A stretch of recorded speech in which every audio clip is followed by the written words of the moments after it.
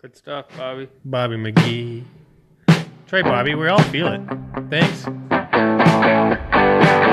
I enjoy your comments so much, Bobby.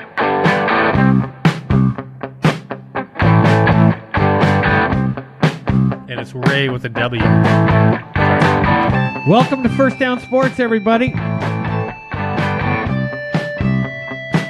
I'm your host, Ray Dunn. We're back in our regular studio tonight for our Super Bowl recap. She's all lit. Down at the end of the table, you got my brother Chris. How's it going, eh? Also sitting here to my left is our producer, Andy Jardy. Yo. Back in his usual spot where our ratings should go back up is my little brother, Nick Dunn. Actually, we put you on camera and our ratings went sky high. I know. Yeah. I told you. Let's talk about our sponsors before we get started. If hopefully on Super Bowl you enjoyed these as much as I did. Moose Light, this stuff is scary good. Scary. Scary good. Scurry. Leads to scary stunts. Scary stunts. So there might have been some Condiments all over the yeah, there might have been a little bit of shenanigans because of the Moose Light. Might have been. Shenanigans. Yep. If you're a sports team organization and you need hats, shirts, jackets, pens, you name it, you go see our buddies at Doyle's Corporate Image. Wheelbarrows Doyle's too? rule. Wheelbarrows? Yeah, they got everything. They Not can. sure what you're if saying you there, if but you yeah, want they have those. to put a logo on something, they're the people to go see. Absolutely. And again, if your kitchen sucks, and we found out the Fox's kitchen kind of does. Oh, wow, really? Oh, It's a good thing they're not a Wow, sponsor. wow. Where'd that come from? Andy, Quit your bitching. Fix your kitchen. that's it. You got to go get some done right sauce.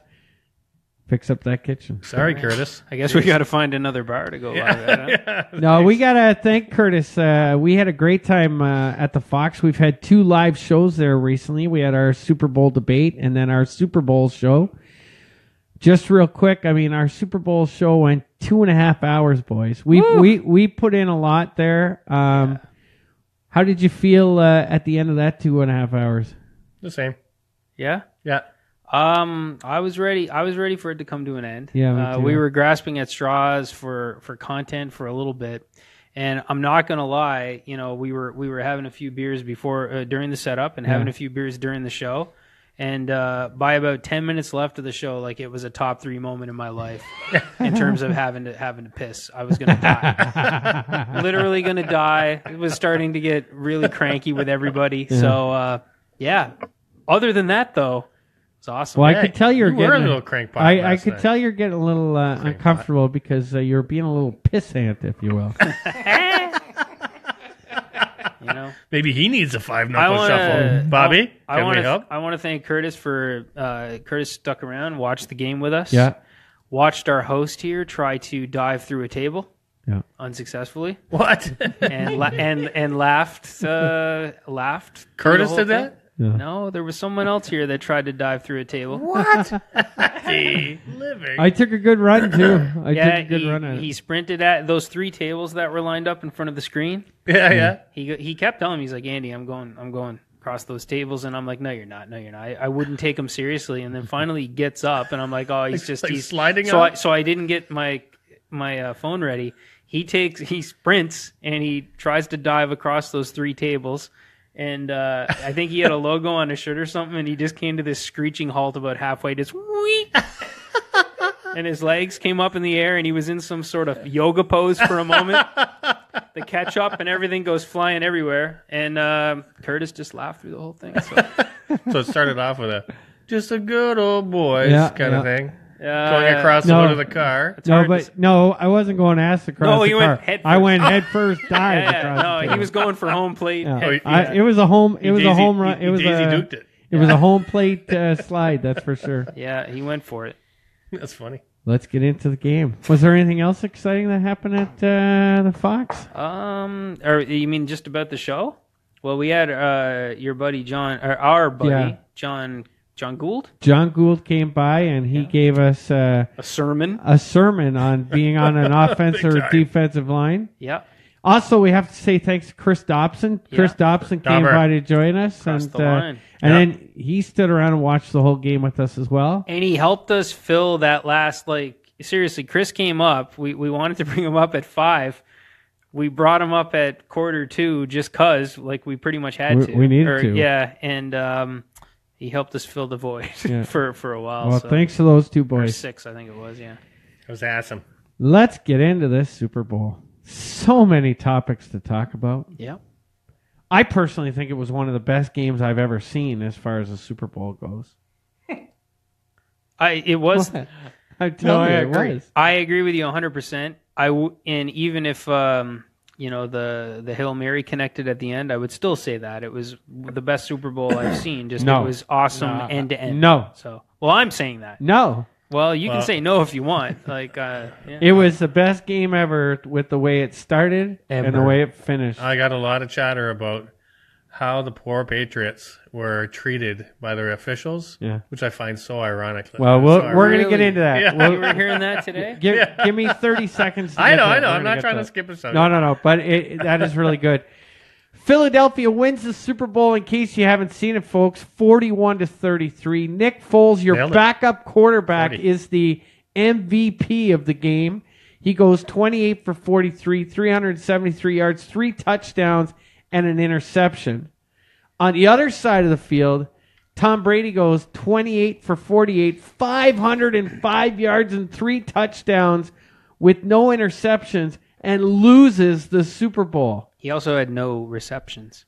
Well, I was going to get to that. I'm just helping you out with your stats. I think the reason why he lost is because he had 1 drop pass and 1 fumble. Well, let's get into it. All right? Let's get going. I think it's clear to say that Tom Brady is the worst receiver in the history of the NFL. Yes. Second to Kenny Britt. Kenny Britt? I got to throw that in there. Well, even on his own team, in terms of Patriots receivers, Tom Brady is the second worst next to Kenny Britt. Okay. Yeah. That's why he was inactive. Look at the stats for New England. Amendola, 8 catches for 152 yards. Hogan, 6 catches, 128 yards, touchdown. Gronk, 9 catches, 116 yards, 2 touchdowns. There was 1 punt in the entire game, Chris, and there was over 1,000 yards of offense in this game. It was crazy to see that offense. Now, we'll get into the game in a few minutes. But like yourself, Chris, my phone, and I think it's partially I'm a football official too, I have been getting text messages, Facebook messages, emails, people coming by my office at work wanting to talk about 3 specific plays. Okay? And can I give a stat that's going to lead into this, and it addresses what you just said too, okay? Yeah. Just final stat, and then we'll get into this. So during that entire game, the Eagles were penalized 6 times for 35 yards. Mm-hmm. How many penalties did the Patriots have, do you think, Chris? With all the texts and everything that you've gotten and how mistreated they were, how many penalties do you think they got? I don't recall them getting a penalty. Yeah, it was very low. Yeah. Maybe 20 yards? 1 penalty for 5 yards. Yeah. Come on. Yeah. So anyway, sorry, That's Ray. a joke. I thought we had to throw that out. Yeah, I saw a lot of holding out there too. That's 2 games in a row that the Patriots have walked off with hardly no penalties. Well, and I mean, it's a credit to them too. They don't make mistakes and they don't commit penalties, but they don't get any bad calls either. They do make mistakes because we had a drop pass and a fumble by their star quarterback Tom Brady. Yep. So true. Yeah. What a loser. All right, so there's 3 plays in particular. The Clement touchdown received, and at the back of the end zone, the ball shifts in his arms as he's going out of bounds. He does get his 2 feet in. Yeah. People are questioning whether that was a catch because the ball moved. Yeah. Now, what was interesting, there was Curtis made a bet that it was going to be a catch. A couple people took him up on that. I almost did too. And he was betting a few it wasn't. bucks on that. No, Curtis lost $40. Oh, right. Curtis was saying it wasn't a catch. Right. 2 people took him up on it. I almost did too. But my had they not called it a catch on the field, had they called it an incompletion, it wouldn't have gotten reversed. It would have been an incompletion. Right. But the fact that they called it on the field, there wasn't enough to overturn it. he had full control. Like, yeah, like, you know, there might have been some subtle movements here. There wasn't enough to overturn it. And again, they didn't say the ruling on the field is confirmed. They said the ruling on the field stands. Yeah. Touchdown. So, yep. The other big play that's been sent to me a few times is the Nick Foles 4th and 1 touchdown where he rolls out and makes the catch in the end zone. Yeah. And the reason why this is being sent to me, I don't know if you guys have seen it, but in the formation, the receiver at the top of the screen is off the line of scrimmage by about 1.5 yards. Okay.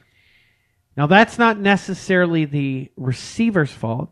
The referee, your sideline referees, their responsibility is to make sure they have their end. They've got to make sure they got their end, and their end is up on the line of scrimmage. That's why the wideouts, when you see them roll up to the line of scrimmage, turn and point that way at the official, so the official can tell them you're okay. I'm the end. Yeah. And so the official is supposed to tell them come up a little bit or blah blah. Sometimes from an official standpoint, it looks good, right? Yeah. So there's nothing illegal that the Eagles did there. No. The referee just misjudged where the line of scrimmage was. And had he judged it right, he would have said, you have to move up. Right. And he would have. That's it. Yeah, there were just... The Pats fans are just a little bit pissy because the other quarterback caught a touchdown and their quarterback dropped a ball in a wide open field. So the worst receiver in the NFL ever. The one thing I was impressed with that is how he sold it. Like he came off the side, and it may seem like a small thing, but he's a quarterback. He's not a receiver. He's not a running back. And the way he sold it, like, it was a great fake. Did you hear his in his press conference at the end when he just said, we were running it all week, and I rolled up to the line of scrimmage, and when I saw how wide open I was going to be, like, I really had to play it off like I was up to nothing. And if you watch the replay of it, like, his first, 3 or 4 steps, he's just kind of looking down. Yeah. It kind of reminds you of, the old Sandlot kind of play, of nobody's up. Sprint. It was kind of basically the exact same thing. One of the things I love about that play, and it just goes to show the communication in football. When he comes up the side, he taps the tackle on the side. And that's to let the tackle know he's in place so the tackle can go down the line, snap the ball, and then the center snaps the ball. Yeah. So I just love how that whole communication works on a pre-snap routine with an offense or defense. Yep. You know what I attribute that to, too? I know he's got a strong basketball background. Foles. Yeah. He can dunk on people. I know. So when they threw it off to the side, there was no jitter, there was no nothing. Yeah. He cradled that ball nice. He just looked it in. It was a nice, easy throw. Pretty easy throw, though. Nobody anywhere near it. This is perfect. But anyone else that is not a receiver, even on a easy throw like that, there'd be some bobbles going on. Yeah, like there. Tom Brady. Yeah. Bobble. Let's talk about Ertz. Because this touchdown really is what sealed the game for the Eagles. Okay.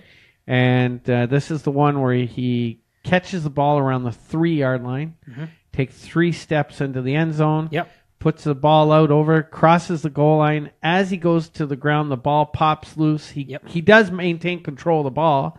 Like the ball's loose, but he gets it back and ends up with control of the ball. Yep. But a lot of the biggest things I were sent today... It amazes me how many people still don't understand this. I know. But I was sent pictures today of the Jesse James and the Des Bryant touchdowns saying, how can you call this a touchdown based on seeing those replays? It's easy. I need to explain it? I know what it is. The receiver is on his way to the ground when the catch starts. Right. Therefore, completing the catch has to continue into the ground.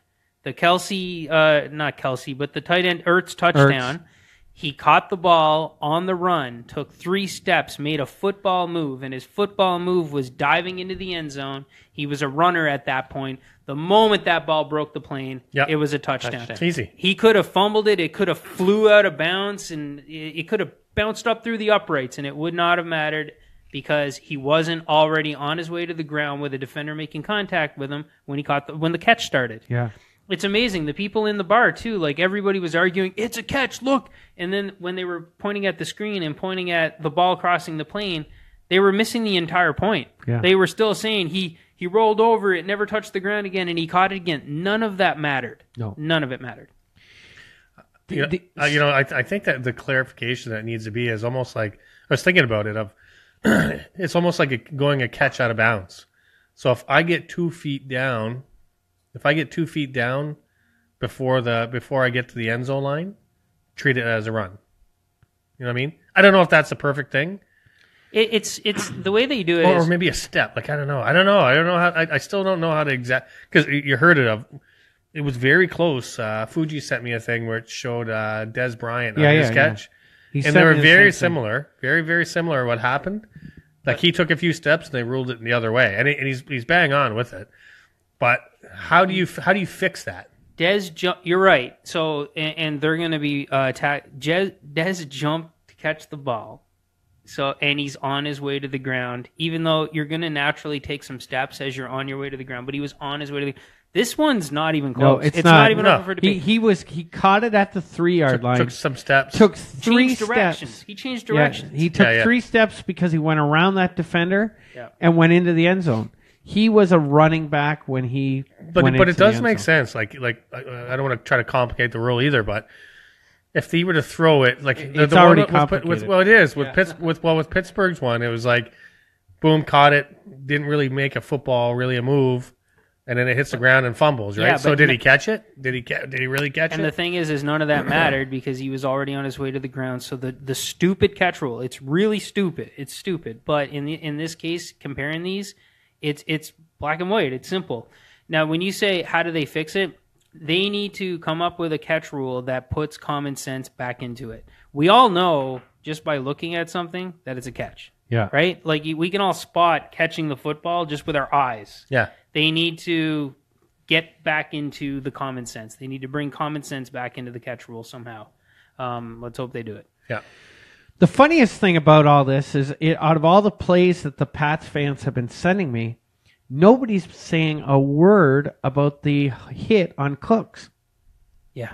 Yeah. Well, because I don't think they're going to. So you go backwards in the field, that's what's going to happen. It is, but that defender led with his helmet into the Cooks. And it hit with the crown of his helmet. But listen, if there was a flag, that when I saw that, I thought that was if he's going upfield, fair enough. You start running in reverse. No. You can't. That's what my feel is. You can't lead with the crown of your helmet. How's the guy going to adjust? He's running upfield, pursuing the guy at the ball, and then he turns around, boom, and he's right there. But as a defender, you're supposed to have your heads up at all time. You cannot lead anymore. If you go backwards, you're fair game. Like if you turn like you did, that's not in the rules, Chris. The rules is with head contact now.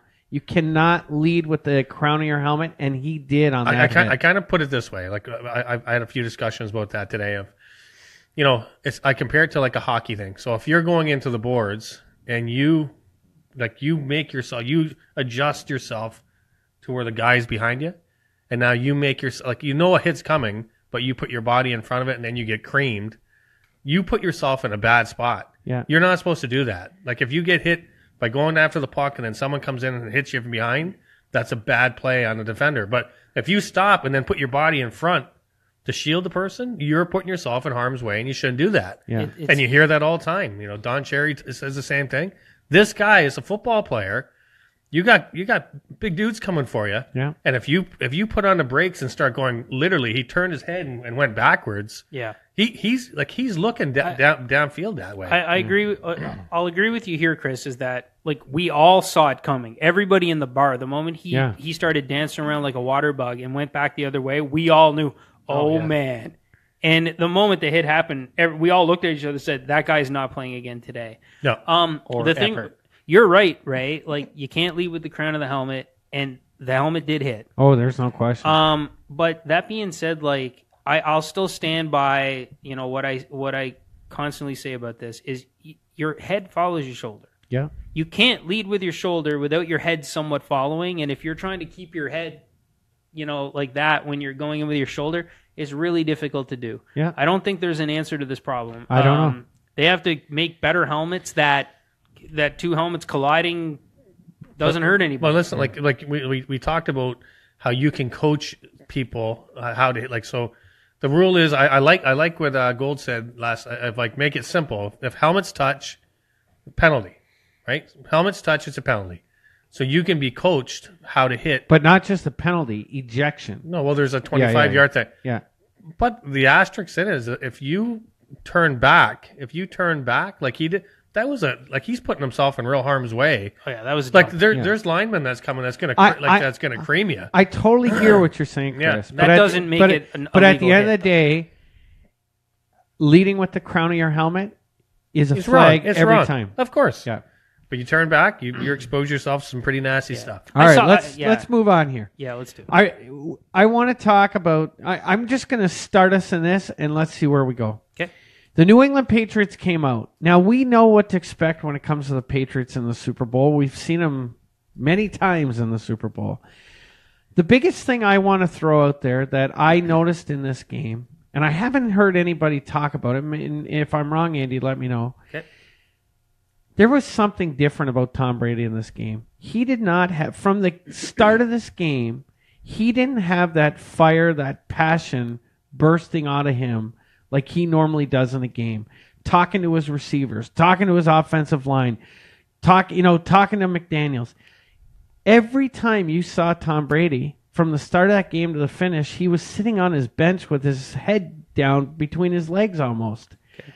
He did not seem to have that usual fire that he's known for in this game at all. I didn't see it. What do you think of that? Well, here's what I would say, Ray, is they scored every time they had the ball. Yeah. What else could they have done? Like, his guys didn't need pep talks.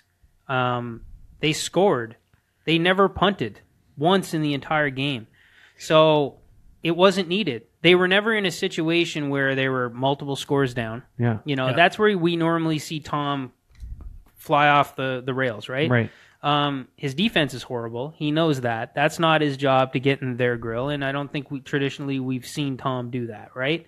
But when he's talking to his O-line, he's talking to his wide receivers, everything like that, they're down. They need to make magic happen. That never happened. It was all in the defense. He was doing other than catching the ball, he was doing everything he wanted. But even Belichick, Belichick does get fired up during a game from time to time, and I mean there was nothing coming from that bench whatsoever.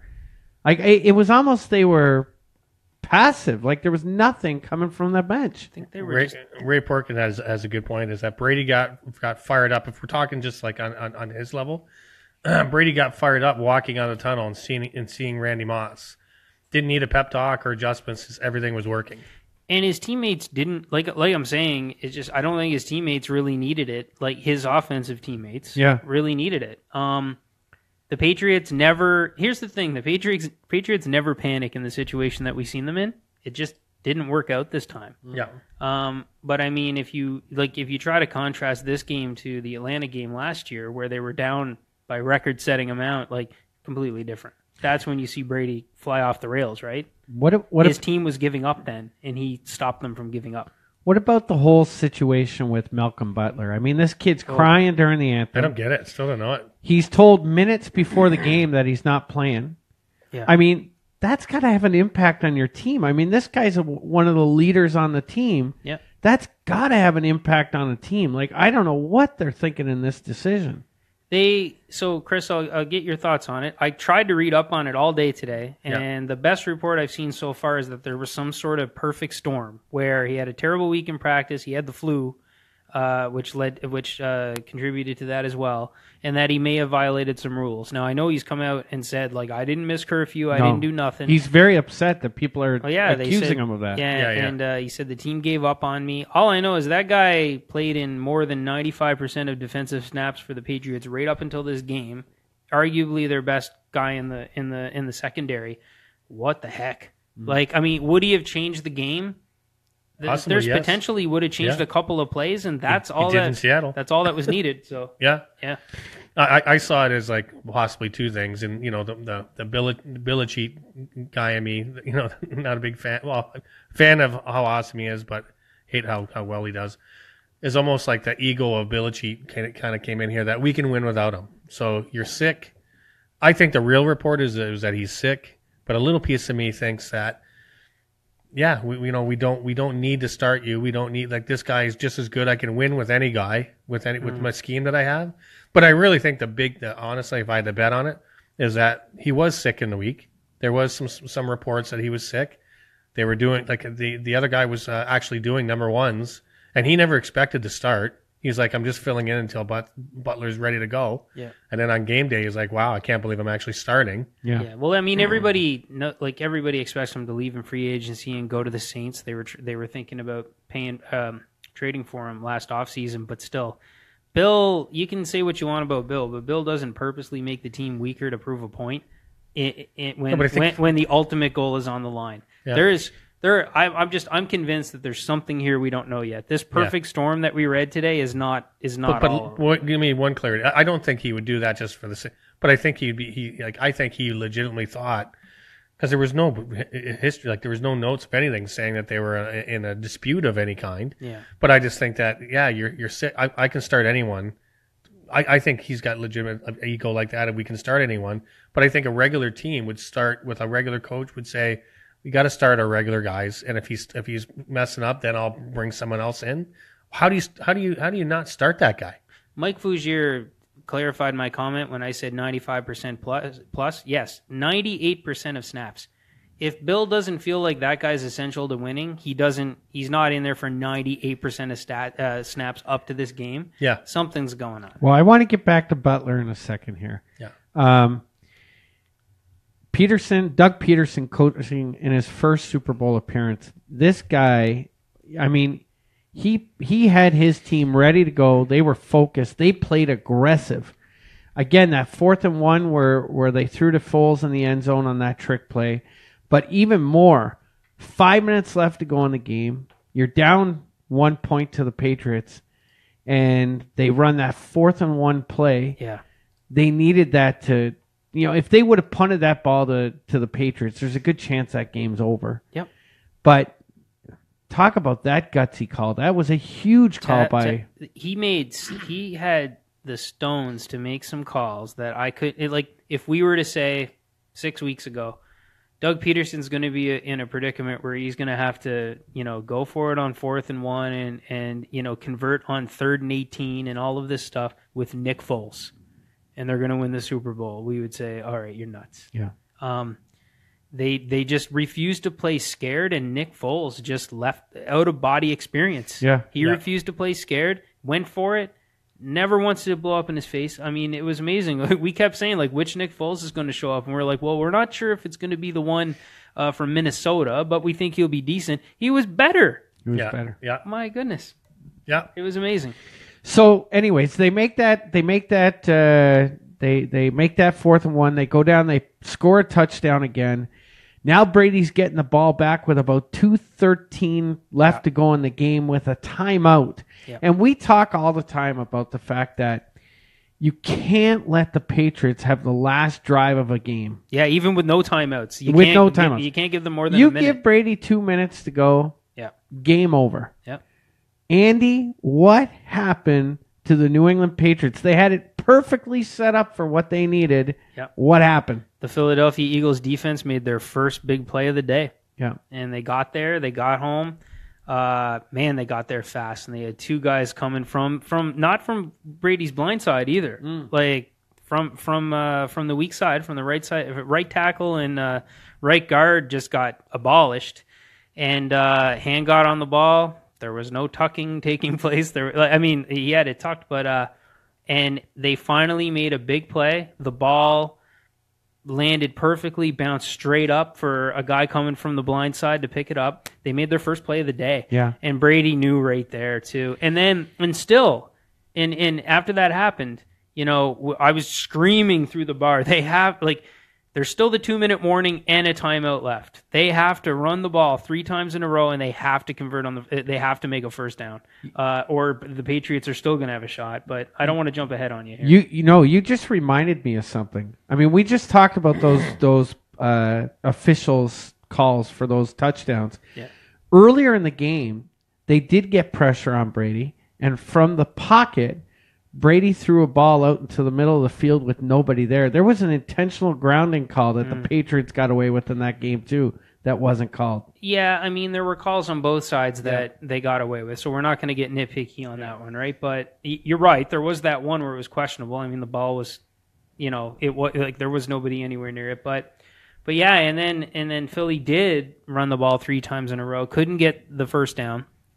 The timeout and the 2-minute warning saved a bunch of time. And Tom, I swear to God, guys, when Tom got the ball back when they did at the end of the game, I was like, he is going to make this happen. Yeah. And there was a couple uncharacteristic, moments with Patriots receivers not darting for out of bounds the way they should have. There's a play I keep seeing non-Patriots fans are talking about this one, but there's a play that even Belichick lover Mike Lombardi said Tom made the wrong call. There was a play in that final drive where they had the running back in the flat for an easy 15-yard gain, and he could have ran out of bounds, and Tom forced it down the field. So, but I still thought he was gonna pull it out. It just wasn't the guy that we've been used to seeing. We got some really good comments out here. They're laying down is that Eagles Ray Perkins led Eagles in the NFL 4th down conversions, and Zach Ertz had 0 drops all year. Yeah, great point. Scotty Chisholm, Pats had no pass rush, weak linebackers. Foles had all day. It's true. Oh, yeah. It's true. It really is. Well, don't forget the Eagles' offensive line. We talked about this from the NFL Awards show. They were voted the number 1 offensive line in the NFL. That's right. I mean, he did have all day back there. And when he did have, here's the one thing I liked about him. There was pressure. There was pressure, and he but climbs the pocket. Scotty, I'm glad Scotty's in there because versus Tyrod Taylor, when Nick Foles did have to move a little bit, he had to scramble out to his right on one, and even on that 4th and 1 to Ertz, he was under pressure. He had to slide out to the left. He's always got his eyes downfield. He's not in that scramble mode like, oh my God, panic. He always had his eyes downfield looking to make a play. That's the difference. He climbs the pocket when the rush is coming from the outside. When he has to scramble out, he makes the right call. And it's really weird with Foles because, he went through some downtimes in his career and, he didn't throw great on the run after that one amazing year with Chip Kelly. Yeah. He was accurate during this game. There's a few more I got to get to. Okay. Kenny makes a good one. Jason Kenny. Graham moved inside and he got to Brady. So I think there was some. Yeah, he did. He came in and lined up over the guard. And I thought that was a good one. One last one is Scotty mentions that, New England only dressed 4 receivers, and when Cooks was knocked out, he kind of leans more towards poor coaching. But my thoughts on that is they've always got lucky with you have some of their top players receiving punts, and nobody's getting injured. And you look in the past where if you did that, you had to worry about, is that my guy going to get knocked out, knocked out? But they always played with fire that way. Yeah. This is one time that kind of backfired. And you're right. That was super uncharacteristic. Cooks was acting like a defensive back who just got an interception and doesn't know what to do. Yeah. I do like the fact that I'm right again over the fact that Gilmore can't cover. Gilmore can't cover. I knew this was going to come and I was holding this one a lot. But Fuji said that Butler wasn't sick. He missed the flight because he got caught with pot on him. Missed curfew going into the Rick Ross concert. Yeah. I did read this report, and Butler is completely denying it, saying that it's false. And that I'm not seeing that. Yeah. I did read that one too. That's a false report according to Butler. Now, well, of course. Here, just one last thing. So, the Eagles are kicking back to the Patriots. There's just over a minute left to go. They kick it smartly inbounds before the end zone. Yeah. Take some clock off. And I don't know who called in that stupid reverse down at the 5-yard line. It didn't work out for them. Yeah. Now all of a sudden Brady's got to march downfield inside his 10-yard line. That was a terrible way for the Patriots to have to finish that game. But let's hand it to the Eagles. They played great from the start to the finish. The city of Philadelphia, these guys are going crazy. That city was, the city was on fire. There was on fire. Mom, cover your ears, but there was a Philly fan that ate horse shit. They did. It happened. Now, I have to tell you, Chris, I don't know if you've heard this, but I heard... Viral video, folks. Check it out. I heard the best ever post-game speech by a player ever in the Super Bowl. He's the center of the Eagles. Jason Kelsey. And Nick, are we going to get that back there? Oh my God! Yes, we are. I'm doing. Sorry, I'm reading comments. I'm doing the signals. I'm sitting here producing. Come on. I said Philadelphia was the keyword. I know. Well, I thought I'm into all these Our awesome sound and our sound and audio Honestly, guys sleep at the wheel. We're getting some really good comments. and I'm getting some great comments about the full. All right, here we go. Listen to this. We're gonna get into. Listen to this. And this is for Philadelphia. We're getting our first ring in organization history. The first ring in a history organization from Rocky Balboa himself. It's not about how hard you get hit. It's about how hard you can get hit and keep moving forward. It's about how much you can take and keep moving forward. That's how winning is done. And that's been this organization. That's been this team all year. No matter what we face, we've overcome it. No matter who's went down, franchise quarterback, franchise left tackle, franchise middle linebacker. We've overcome everything. Nobody counted us in all year. The media. I mean, the entire nation, nobody thought this was going to happen. I'm just so happy for every single one of these guys. I'm so happy for this organization. It's been a long time coming.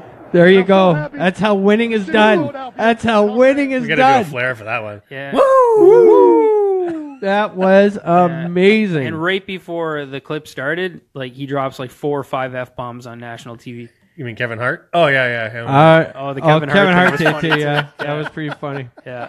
All right, so listen to this now. What's he doing? Before we get into our odds and ends, I have a little. I have some numbers I want to talk to you about. I made a comment the other night that Brady lost his GOAT title, and I did that to stir up the Patriots fans, and boy, did I stir them up. Oh Hey, boy. Mike Fougier, Scott Chisholm, any of the other Patriots fans, sit down. Scotty Chisholm's a Bills fan. Yeah. Oh, Scotty's right. a Sorry Bills about fan. that. Yeah. So Don't insult Mike, sit down.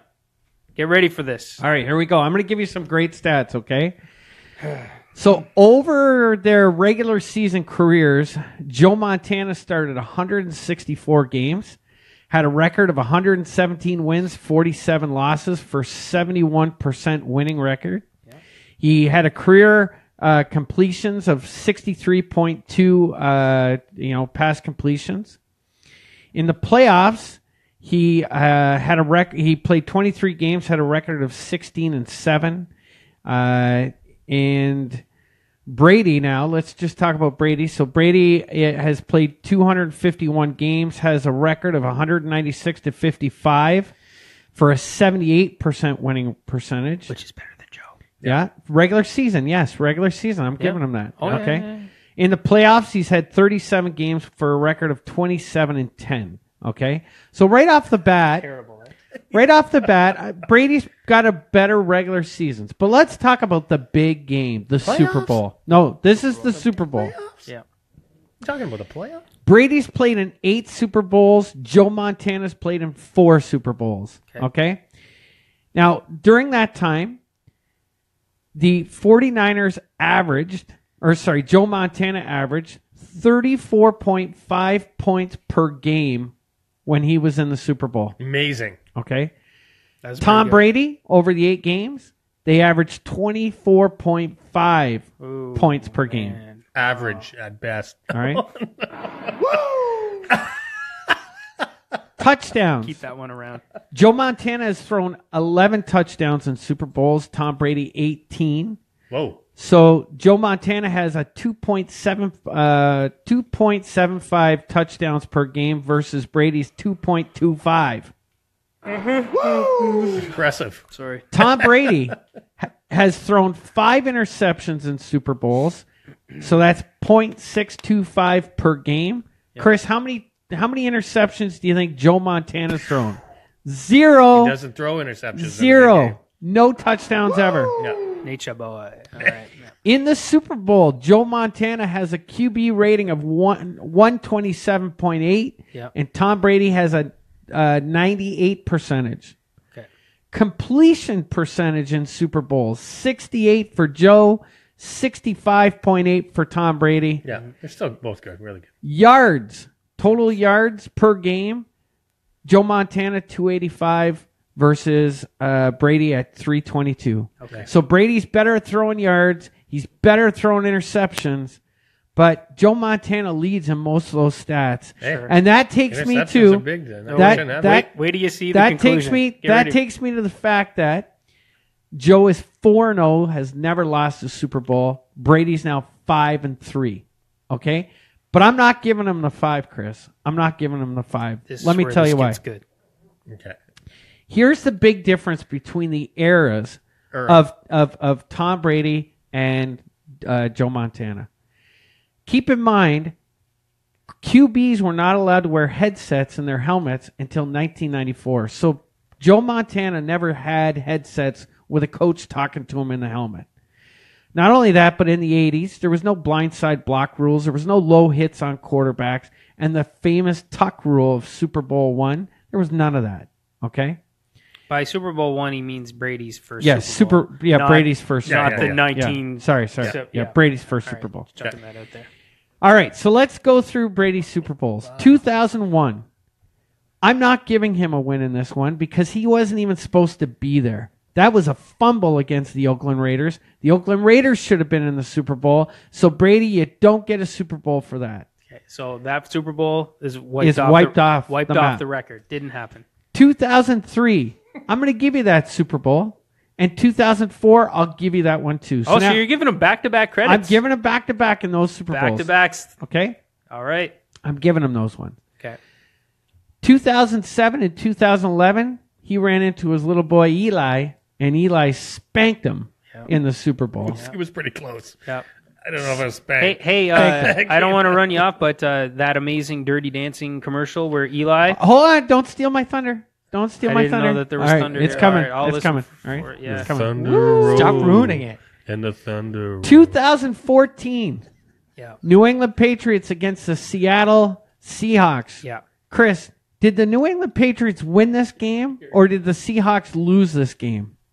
It's a good close game again. Seahawks they did lose lost this game in the end because they didn't run the ball. That. I'm not giving it to Brady. He did not win that game. So we're wiping right. that out of 2016. It's gone. Atlanta Falcons. Butler won it. Atlanta Falcons up 3 scores with show. 4 minutes to go. Yeah. Who wins this game? Did Tom Brady win this game, or did the Falcons lose it? I'm sorry. I'm giving this one to Brady. No. They came back. The Falcons died. They melted. Well, they did, and it took two full quarters. No. Brady's not getting credit for winning that Super Bowl.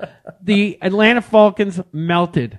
Okay? Well, and 2017, a backup quarterback who had almost quit his career came back it is pretty and embarrassing. Spanked him in the Super Bowl.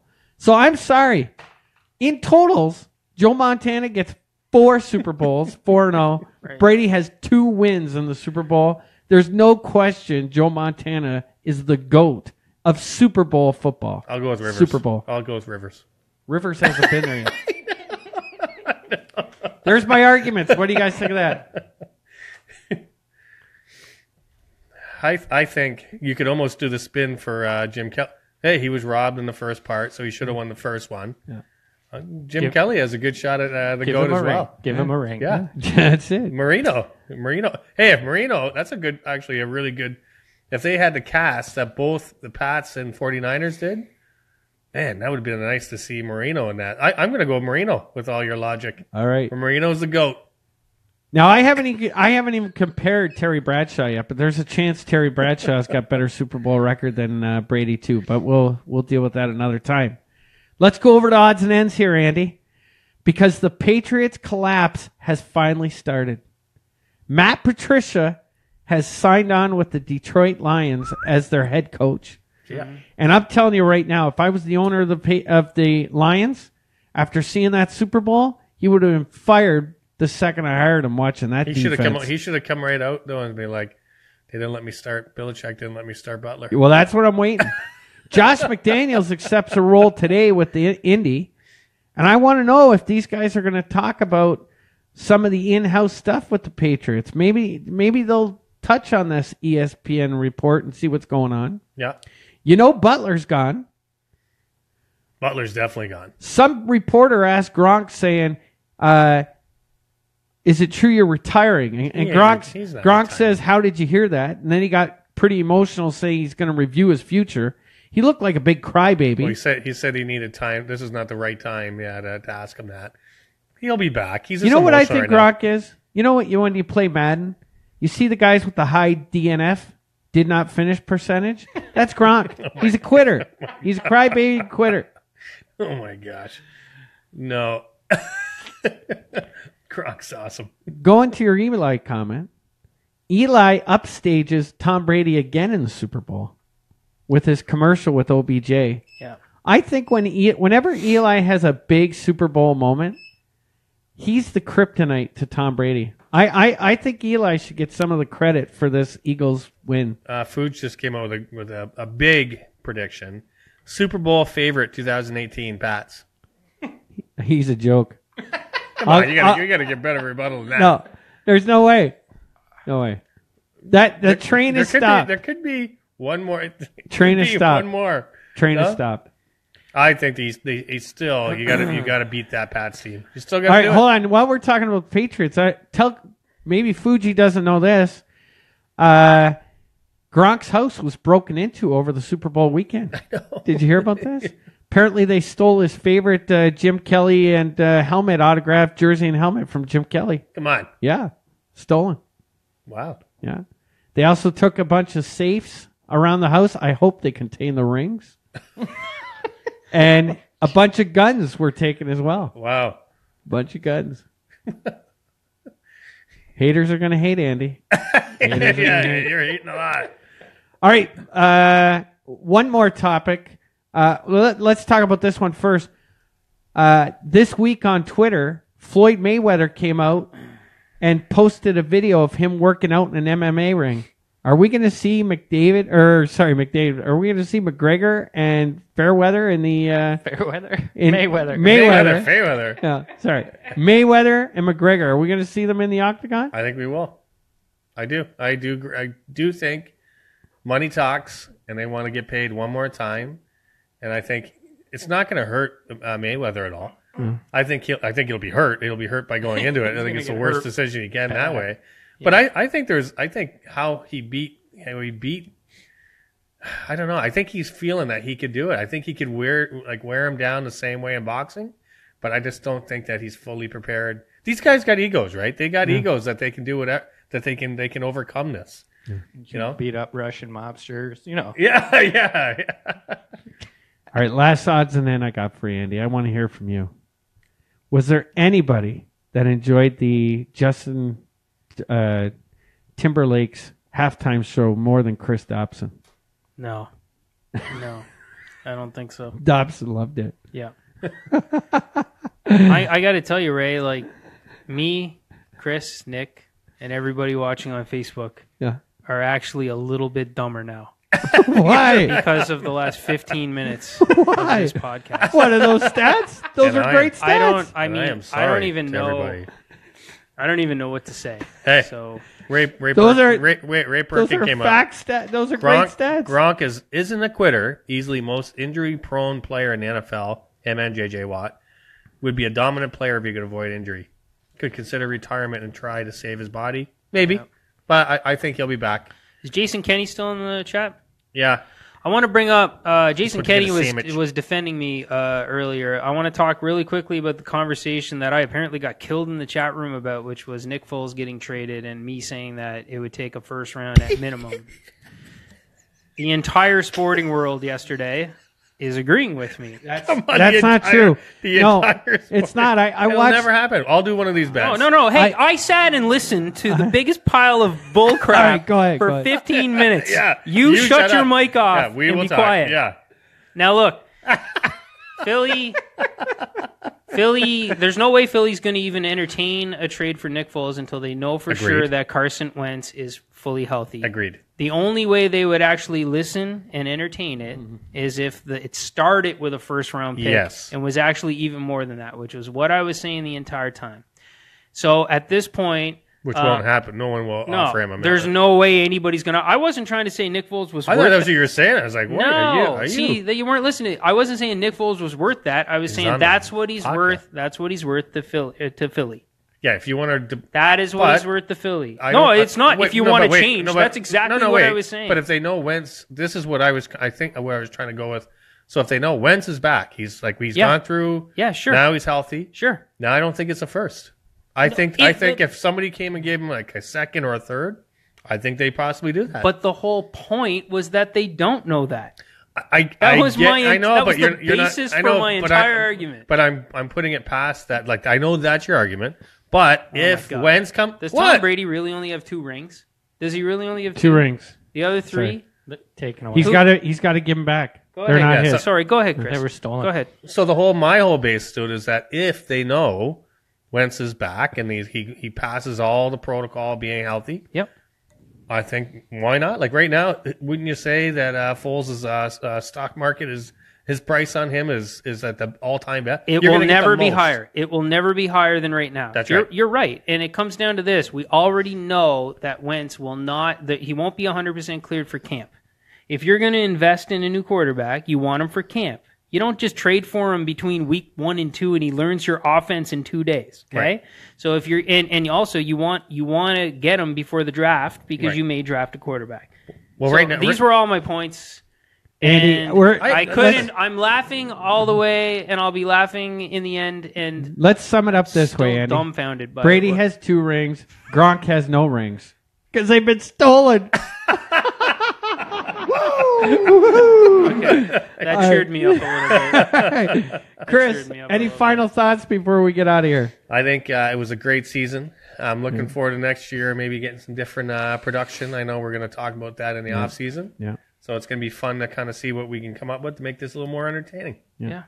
Andy, any final thoughts? Yeah, it's been fun. It was the worst NFL season of my entire life for obvious reasons, and but now the real season begins for me, which is looking forward to the draft and free agency and all that stuff, and potentially signing somebody that can help us win a game. So, yeah, and I just want to say, we'll be Ray and I are going to Halifax on the 23rd of this month to attend the final leg of CFL Commissioner Randy Ambrosie's little tour.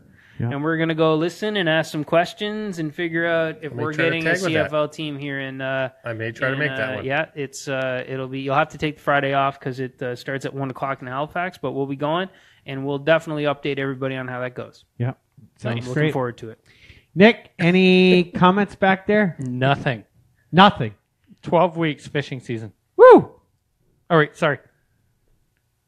I don't have it lined up. He doesn't have the woo. God. Woo! You don't need to have that. Wow, just point to me. That sounded exactly. Our sound and audio guy.